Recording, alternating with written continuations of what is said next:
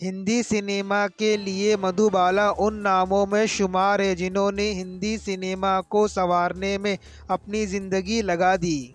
Film Mughal e आजम में अनारकली का किरदार निभाने के बाद मधुबाला लोगों की नज़रों में अनारकली के रूप में ही बस गई। भारतीय सिनेमा में मधुबाला को साल 1942 से 1960 के बीच एक से बढ़कर एक फिल्मों में काम करते देखा गया है। मधुबाला को अभिनय के साथ साथ उनकी सुंदरता के लिए भी याद किया जाता है। इनकी जिंदगी को देखते हुए विंग्स ऑफ इंडिया सिनेमा तथा द ब्यूटी ऑफ ट्रेजेडी जैसे उपमाओं से भी जाना जाता है। उन्होंने महल, अमर, मिस्टर एंड मिसेज 55, बरसात की रात, मुगले आजम आदि फिल्मों में अपनी दमदार भूमिका निभाई है। मधुबाला का जन्म दिल्ली में हुआ था। बचपन में इनका नाम मुमताज जेहान देहलवी रखा गया था। इनके वालिद तत्कालीन पाकिस्तान के खैबर पख्तूनख्वा के रहने वाले थे। शुरुआती समय में इनके पिता पेशावर स्थित एक तंबाकू फैक्ट्री में काम करते थे। इस नौकरी को खोने के बाद इनके पिता पहले दिल्ली और फिर मुंबई पहुंचे, जहां पर मुमताज अर्थात मधुबाला का जन्म हुआ। ये समय इस परिवार के लिए बहुत ही दुखद था। इस दौरान मधुबाला की 3 बहनें और 2 भाई सन 1944 में होने वाले डॉक एक्सप्लोजन में मारे गए। इस हादसे में हालांकि इनका घर तबाह हो गया, किंतु बचने वाले लोग सिर्फ और सिर्फ इस वजह से बच सके कि वो लोग किसी लोकल सिनेमा में फिल्म देखने गए थे। बचने वालों में मुमताज की 6 बहनें और माँ पिता थे। इसके बाद गुर्बत की ज़िंदगी से राहत पाने के लिए महज 9 साल की उम्र में इनके पिता मुमताज को बॉम्बे के विभिन्न फिल्म स्टूडियो में लेकर जाने लगे। मुमताज को काम भी मिलने लगा और परिवार को गरीबी से थोड़ी सी राहत मिली। मधुबाला बचपन से सिनेमा के लिए काम करने लगी थी। मधुबाला की पहली सफल फिल्म साल 1942 में बसंत आई थी। यह फिल्म बहुत सफल हुई और इस फिल्म से मधुबाला को पहचाने जाने लगा। जानी मानी अभिनेत्री देविका रानी मधुबाला के अभिनय से बहुत ही प्रभावित थी। उन्होंने ही मुमताज देहलवी को मधुबाला के स्क्रीन नेम से काम करने की सलाह दी। साल 1947 में आई फिल्म नील कमल में महज 14 साल की उम्र में मधुबाला को राज कपूर के साथ कास्ट किया गया। ये फिल्म इनकी मुमताज के नाम से आखिरी फिल्म थी। इसके बाद आने वाली सभी फिल्मों में इनका स्क्रीन नेम मधुबाला रहा। मधुबाला के करियर में स्टारडम की चमक को साल 1949 के दौरान देखा जाता है। ये स्टारडम इन्हें बॉम्बे टॉकीज बैनर तले बनी फिल्म महल के साथ मिला। इस फिल्म के लिए हालांकि पहले मशहूर अभिनेत्री सुरैया को चुना गया था, लेकिन स्क्रीन टेस्ट के दौरान फिल्म निर्देशन कमाल अमरोही को मधुबाला इस रोल के लिए अधिक फिट लगी और इन्हें इस रोल के लिए चुन लिया गया।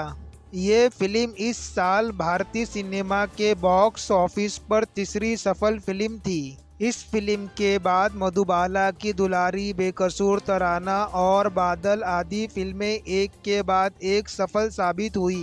मधुबाला को अपने करियर के दौरान ऊंचे से ऊंचा मुकाम हासिल हुआ। ये मुकाम उन्हें उस वक्त के सुपरस्टार अभिनेता अभिनेत्री, मशहूर फिल्म निर्देशक के फिल्मों में काम करने की सूरत में हासिल हुआ। उन्होंने तत्कालीन समय के मशहूर अभिनेता अशोक कुमार, राजकुमार, रहमान, दिलीप कुमार, सुनील दत्त, शम्मी कपूर, देव आनंद आदि के साथ काम किया। इसके साथ ही उस समय की अभिनेत्रियां गीता बाली, सुरैया, निम्मी आदि के साथ काम करने का भी मौका मिला। फिल्म निर्देशकों में इन्हें कमाल अमरोही, आसिफ गुरुदत्त आदि का मार्गदर्शन प्राप्त हुआ। साल 1995 में मधुबाला फिल्म नाता और 1960 में फिल्म महलों के ख्वाब की निर्माता रही। उन्होंने फिल्म महलों के ख्वाब में निर्माता के साथ अदाकारी का भी काम किया। साल 1950 के दौरान आने वाली सभी तरह की फिल्मों में मधुबाला ने अपने जलवे बिखेरे थे। इसी साल आई उनकी फिल्म हंसते आंसू, वो हिंदी फिल्म बनी जिससे पहली बार भारतीय फिल्म बोर्ड ए द्वारा सर्टिफिकेट प्राप्त हुआ। मधुबाला के अभिनय के साथ उनकी सुंदरता भी खूब लोगों को रिझाती थी। साल 1956 में उन्होंने 2 कॉस्ट्यूम ड्रामा जेनर की फिल्में की। ये फिल्में थी श्री फरहाद और राजहात। इसके बाद इन्हें एक सोशल ड्रामा कल हमारा है में देखा गया। साल 1954 में महबूब खान द्वारा निर्देशित फिल्म अमर भी इनके लिए बहुत बड़ी फिल्म साबित हुई। गुरुदत्त की फिल्म हावड़ा ब्रिज को भी नहीं भूला जा सकता। इस फिल्म में मधुबाला एक एंग्लो इंडियन कारबेट गायिका की भूमिका में नजर आई थी। इस फिल्म का गीत आइए मेहरबा आज भी लोगों के बीच खूब मशहूर है। कुल मिलाकर ये कहा जा सकता है कि मधुबाला ने अपने करियर में लगभग सभी तरह की फिल्में की और यही इनके स्टारडम की एक बहुत बड़ी वजह रही। फिल्म मुगले आजम मधुबाला की ज़िंदगी की सबसे बड़ी फिल्म मानी जाती है। इस फिल्म में इन्होंने अनारकली की यादगार भूमिका निभाई है।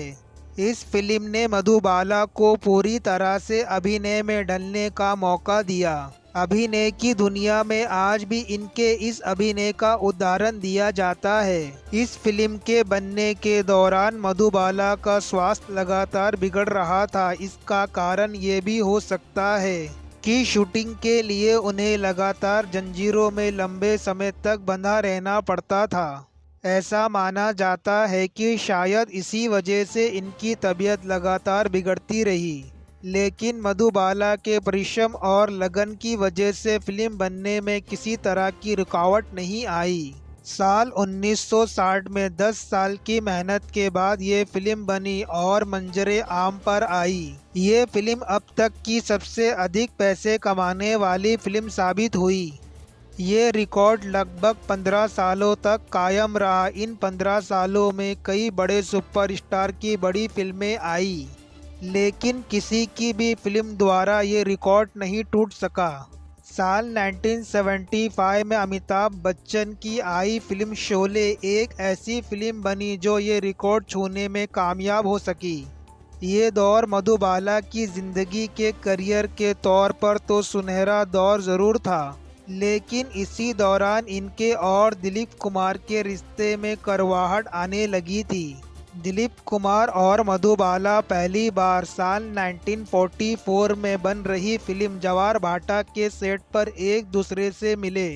इन दोनों के बीच रिश्ते की शुरुआत तराना करते हुए हुई। ये रिश्ता धीरे धीरे मजबूत होता रहा और एक समय ऐसा भी आया कि दोनों ने एक साथ ईद भी मनाई, लेकिन मधुबाला के पिता को ये रिश्ता मंजूर नहीं था। उन्होंने मधुबाला को दिलीप कुमार से शादी करने से मना कर दिया।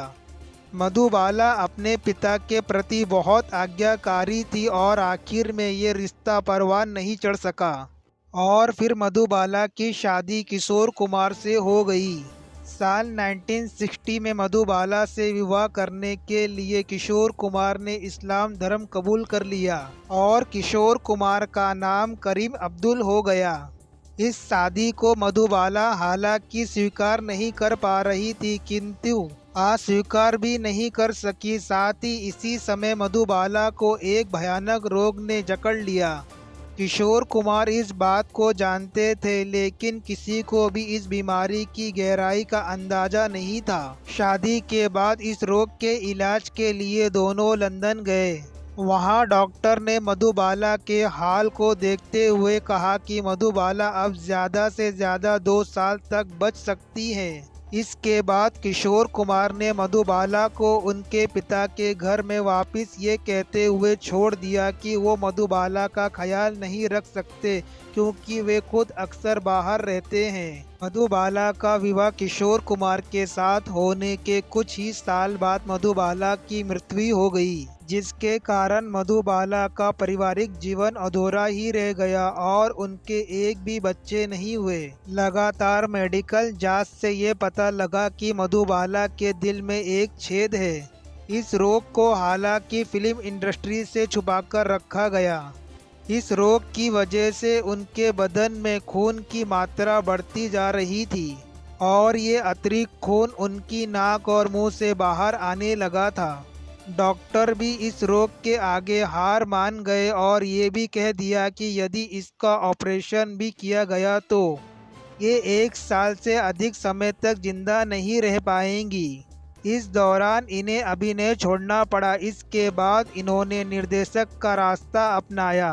साल 1969 में इन्होंने फर्ज और इश्क नाम की फिल्म का निर्देशन करना चाहा, लेकिन ये फिल्म बन नहीं पाई और इसी वर्ष 23 फरवरी 1969 को अपना 36वां जन्मदिन मना लेने के 9 दिन बाद इनकी मृत्यु हो गई।